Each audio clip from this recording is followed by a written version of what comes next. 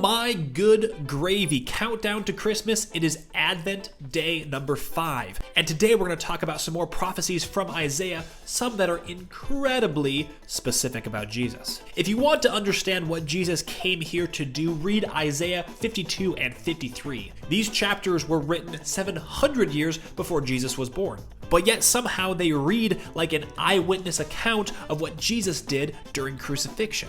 But he was pierced for our transgressions, he was crushed for our iniquities, the punishment that brought us peace was on him, and by his wounds we are healed. Pierced, crushed, and punished?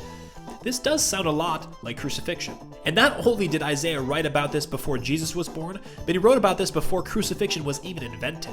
Let's continue reading. He was oppressed and afflicted, yet he did not open his mouth. He was led like a lamb to the slaughter, and as a sheep before its shearers is silent, so he did not open his mouth. Okay, at the very least, this is a really odd prophecy from Isaiah. He's saying that when Jesus is being tried, he's not even gonna speak up for himself. Like, who would do that?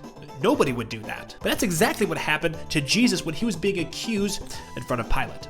By oppression and judgment he was taken away, yet who of this generation protested? For he was cut off from the land of the living, for the transgressions of my people he was punished. He was assigned a grave with the wicked, and with the rich in his death, though he had done no violence, nor any deceit in his mouth. Alright, so Isaiah is predicting that Jesus is going to receive the punishment of death that a sinner would deserve, but yet he's going to have a rich man's death. What an odd prophecy. But that's exactly what happened. He was crucified just like a traitor, but when he was buried in a rich man's tomb. The tomb of Joseph of Arimathea. This very unlikely prophecy is once again exactly correct. So what's the main point here? 700 years before Jesus was born, Isaiah predicted Jesus' death.